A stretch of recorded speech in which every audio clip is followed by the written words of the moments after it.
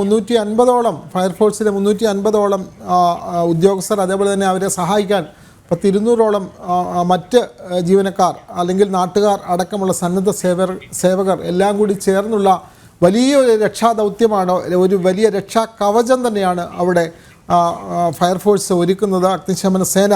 കാരണം അവിടെ പാലമില്ലായിരുന്നു. അദ്ദേഹം ഫയർഫോഴ്സിലെ ഉദ്യോഗസ്ഥൻ പറഞ്ഞത് നമ്മൾ കേട്ടതാണല്ലോ, പാലമില്ലാത്ത മേഖലകളിൽ ഞങ്ങൾ നടത്തുന്ന രക്ഷാപ്രവർത്തനം. അങ്ങനെ വലിയ വടം കെട്ടി ആ വടത്തിലൂടെ റോപ്പ് ഉപയോഗിച്ചാണ് ആ മേഖലയിലേക്ക് സുരക്ഷ അല്ലെങ്കിൽ രക്ഷാ പ്രവർത്തനം നടത്തുന്ന ആളുകൾ അങ്ങോട്ടേക്ക് പോകുന്നതും അവിടെ നിന്ന് ആളുകളെ രക്ഷിച്ച് ആ റോപ്പ് വഴി തന്നെയാണ് ഇങ്ങേ കരയിലേക്ക് എത്തിക്കുന്നതും. അങ്ങനെ എത്തിച്ചവരിൽ കുട്ടികളുണ്ട്, വികലാംഗരുണ്ട്, മൃതദേഹങ്ങളുണ്ട്, അമ്മയും കുഞ്ഞുമടക്കമുള്ള മനുഷ്യരുണ്ട്.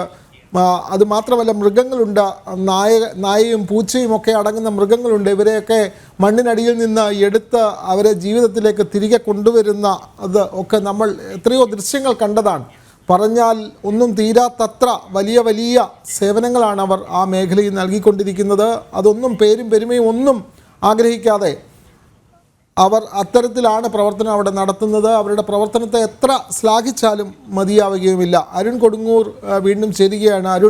അരുൺ നേരത്തെ പറഞ്ഞത് വളരെ പ്രധാനപ്പെട്ട ഒരു കാര്യമാണ്. കാരണം ഇത്തരം മേഖലകളിൽ ഏറ്റവും പ്രതിസന്ധിയായി പിന്നീട് വരുന്നത്, ഇതിപ്പോൾ ഉരുൾപൊട്ടലിൻ്റെ 3 ദിവസം കഴിയുന്നു, 4ാം ദിനത്തിലേക്ക് കടക്കുമ്പോൾ ഇനിയും അതിൻ്റെ മറ്റ് ഒരു പ്രതിഫലനം എന്ന് പറയുന്നത് പകർച്ചവ്യാധികളാണ്. അത് വലിയ പ്രതിസന്ധിയാണ്. ഒന്നാമത് ഇത്രയും ആളുകൾ, 12,000-ഓളം ആളുകൾ ദുരിതാശ്വാസ ക്യാമ്പിൽ കഴിയുന്നു. വിവിധ രോഗമുള്ളവർ, പ്രായമായവർ, കുട്ടികൾ അടക്കമുള്ള ആളുകൾ ദുരിതാശ്വാസ ക്യാമ്പിൽ ഒന്നിച്ച് കഴിയുകയാണ്. അതുമാത്രമല്ല ദുരന്തം നടന്ന മേഖലയിലും പകർച്ചവ്യാധികൾ പടർന്നു പിടിക്കാനുള്ള സാഹചര്യം. കാരണം അവിടെ മൃതദേഹത്തിൻ്റെ അവശിഷ്ടങ്ങൾ, അവിടെ മണ്ണിനടിയിൽ കിടക്കുന്ന പക്ഷിമൃഗാദികൾ, ഇവരുടെയൊക്കെ ഈ മൃതദേഹങ്ങളൊക്കെ അഴുകി അവിടെ പ്രത്യേക പകർച്ചവ്യാധികൾ പകരാനുള്ള സാധ്യത വളരെ വളരെ കൂടുതലാണ്. നമ്മൾ നേരത്തെ കഴിഞ്ഞ ദുരന്തങ്ങളിലൊക്കെ തന്നെ അത് കണ്ടതുമാണ്. ഇതിനെ ചെറുക്കാൻ അല്ലെങ്കിൽ ഇതിനെ പ്രതിരോധിക്കാൻ ആരോഗ്യ മേഖലയിൽ നിന്നുള്ള സംവിധാനങ്ങൾ ഇപ്പോഴേ അവിടെ സജ്ജമായിട്ടുണ്ടോ? അതിനെപ്പറ്റി എന്താണ് ഈ അധികൃതർ പറയുന്നത്? അതിൻ്റെ സംവിധാനങ്ങൾ എങ്ങനെയാണ് ഒരുക്കിയിട്ടുള്ളത് അരുൺ? രണ്ട് സംവിധാനങ്ങളാണ് നിലവിൽ ഉപയോഗിക്കുന്നത്. ഒന്ന് സർക്കാർ തലത്തിലുള്ള ഒരു സംവിധാനം, അതോടൊപ്പം തന്നെ ഈ സന്നദ്ധ സേവകർ, സേവാഭാരതി അടക്കമുള്ളവരുടെ വൈദ്യസഹായം, അങ്ങനെ 2 മേഖലകളായി തിരിച്ചുകൊണ്ടുള്ള ഒരു പ്രവർത്തനമാണ് ഇവിടെ നടന്നുകൊണ്ടിരിക്കുന്നത്. അതിൽ ഏറ്റവും എടുത്തു പറയേണ്ടത് വിനോദ് സൂചിപ്പിച്ച പോലെ തന്നെ ഈ നിരവധി ആളുകൾ ഇപ്പോഴും അവിടെ കുടുങ്ങിക്കിടക്കുന്നു എന്നുള്ള സ്ഥിതിവിശേഷം നിലനിൽക്കുകയാണ്. അതോടൊപ്പം തന്നെ എടുത്തു പറയേണ്ട ഒരു പ്രധാനപ്പെട്ട കാര്യം, ഈ വളർത്തു മൃഗങ്ങളുടെ ഒരു വലിയ രീതിയിലുള്ള ഒരു നഷ്ടം ഇവിടെ ഉണ്ടായിട്ടുണ്ട്. ഒരുപാട് വളർത്തു മൃഗങ്ങൾ ഇവിടെ ജീവൻ നഷ്ടപ്പെട്ടു എന്നാണ് കണക്കാക്കുകയും ചെയ്തത്. അത്തരത്തിലുള്ള ആ ഒരു പ്രശ്നം മറികടക്കാനായി ഒരു പ്രത്യേക ഫോഴ്സിനെ നിയോഗിച്ചുകൊണ്ട് ഈ മൃതദേഹങ്ങൾ മറവ് ചെയ്യാനുള്ള ഉള്ള നടപടിക്രമങ്ങളിലേക്ക് കൂടി പോകണം എന്നുള്ള ഒരു പ്രധാനപ്പെട്ട തീരുമാനം ഇന്ന് അവലോകന യോഗത്തിൽ ഉയർന്നു വന്നിരുന്നു. അത്തരത്തിലുള്ള നടപടിക്രമങ്ങളിലേക്ക് പോയില്ല എങ്കിൽ അത് വലിയ രീതിയിലുള്ള പ്രതിസന്ധി വരും ദിവസങ്ങളിൽ ഉണ്ടാകാനുള്ള ഒരു സാധ്യതയുണ്ട്. ആ പ്രദേശത്തേക്ക് എത്താൻ പറ്റാത്ത സാഹചര്യമൊക്കെ ഉണ്ടാകുമെന്നുള്ള കാര്യമാണ് അവർ പറയുകയും ചെയ്തിരിക്കുന്നത്. അത്തരത്തിലുള്ള പ്രവർത്തനങ്ങളിലേക്ക് പോകണം.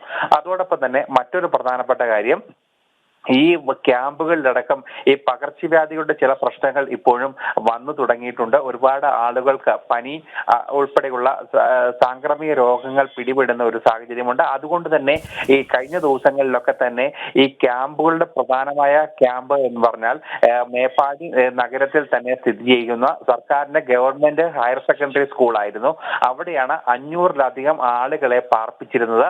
അതോടൊപ്പം തന്നെ പുറത്തുനിന്ന് വരുന്ന സന്നദ്ധ പ്രവർത്തകർ, അതോടൊപ്പം തന്നെ ക്യാമ്പ് നിരവധി ആളുകൾ പുറത്തുനിന്നും എത്തുന്ന ഒരു സാഹചര്യങ്ങളൊക്കെ തന്നെയുണ്ട്. ഇവിടെ വെച്ചാണ് ഭക്ഷണം അടക്കം ഇവർക്ക് കൊടുക്കുകയും ചെയ്തത്. അത്തരത്തിൽ ഈ ആളുകളുടെ ഈ ഒരു ബാഹുല്യം എത്തിയതോടെ ഈ പ്രദേശത്ത് വീണ്ടും പകർച്ചവ്യാധി ഭീഷണി ഉണ്ടാകാനുള്ള ഒരു സാധ്യതയുണ്ട് എന്നുള്ള ഒരു വിലയിരുത്തലുണ്ടായിരുന്നു. അതുകൊണ്ട് തന്നെ ഇന്നലെ തന്നെ കൂടുതൽ ഇടങ്ങളിലേക്ക് സുരക്ഷിതമായ കൂടുതൽ ഇടങ്ങളിലേക്ക് ആളുകളെ മാറ്റി പാർപ്പിക്കാനുള്ള നടപടികളിലേക്ക് പോയിരിക്കുകയാണ്. നമുക്കറിയാം, ഈ പ്രദേശങ്ങളിലൊന്നും പ്രകൃതികളുടെ സംസാര താണ്ഡവത്തിൽ ഒന്നും അവശേഷിപ്പിച്ചിട്ടില്ല.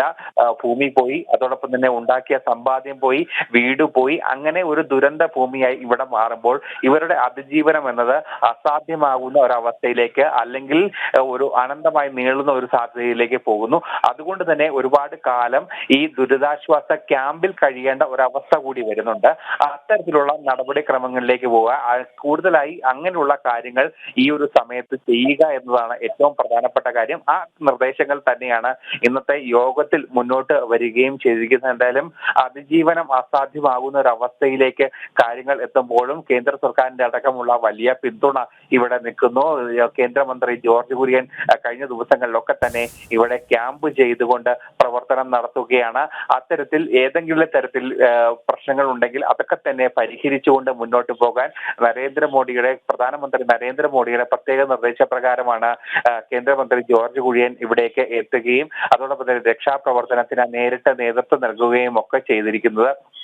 എന്തായാലും അതിൽ എടുത്തു പറയേണ്ട മറ്റൊരു പ്രധാനപ്പെട്ട കാര്യം, ഇക്കാര്യങ്ങൾ മുൻകൂട്ടി കണ്ടുകൊണ്ട് ചെയ്യുക എന്നതാണ് ഏറ്റവും പ്രധാനപ്പെട്ട കാര്യം. അതുകൊണ്ട് തന്നെ കൂടുതൽ ഇടങ്ങളിലേക്ക് ദുരിതാശ്വാസ ക്യാമ്പുകൾ മാറ്റി മറ്റ് വിദ്യാലയങ്ങൾ അടക്കമുള്ള പ്രദേശങ്ങളിലേക്ക്, പ്രാഥമിക സൗകര്യങ്ങളൊക്കെയുള്ള ഒരു പ്രദേശത്തേക്ക് കൂടുതൽ ആളുകളെ മാറ്റി പാർപ്പിക്കാനുള്ള ഒരു ശ്രമങ്ങൾ തന്നെ ഉണ്ടാകുന്നുണ്ട്. അതോടൊപ്പം തന്നെ മറ്റൊരു വലിയ പ്രതിസന്ധിയായി ജില്ലാ ഭരണകൂടം മുന്നോട്ട് വെക്കുന്നത്, ഇത്തരത്തിൽ മഴ പെയ്തിട്ടുണ്ടെങ്കിൽ ഈ മേപ്പാടി ഉണ്ടായ പോലത്തുള്ള അപകടങ്ങൾ മറ്റു ഇടങ്ങളിലും ഉണ്ടാകാനുള്ള സാധ്യതയുണ്ട്. അങ്ങനെയെങ്കിൽ അത്തരത്തിൽ താമസിക്കുന്ന ആളുകളെ സുരക്ഷിത കേന്ദ്രങ്ങളിലേക്ക് മാറ്റാനുള്ള നടപടികളും ഇതിന്റെ സമാന്തരമായി തന്നെ നടത്തേണ്ടതുണ്ട്. അതുകൊണ്ട് തന്നെ മറ്റു ജില്ലകളിൽ നിന്നുള്ള സർക്കാർ ജീവനക്കാരുടെയും അതോടൊപ്പം തന്നെ സന്നദ്ധ സേവകരുടെയും എല്ലാം തന്നെ ഈ ഒരു പ്രയത്നം അത് ആ വഴി നടത്തി അങ്ങനെയുള്ള എല്ലാവരെയും സുരക്ഷിതമായി ഇരിക്കാൻ പറ്റുന്ന ഒരിടങ്ങളിലേക്ക് എത്തിക്കാനുള്ള നടപടിക്രമങ്ങളിലേക്ക് കാര്യങ്ങൾ എത്തിക്കുകയും ചെയ്യുന്നു എന്നതാണ് ഏറ്റവും പ്രധാനപ്പെട്ട കാര്യം. അത്തരത്തിൽ വലിയ രീതിയിലുള്ള ഒരു പ്രതിസന്ധി ഈ മേഖലകളിലൊക്കെ തന്നെ ഉണ്ടാകുന്നു എന്നതാണ്.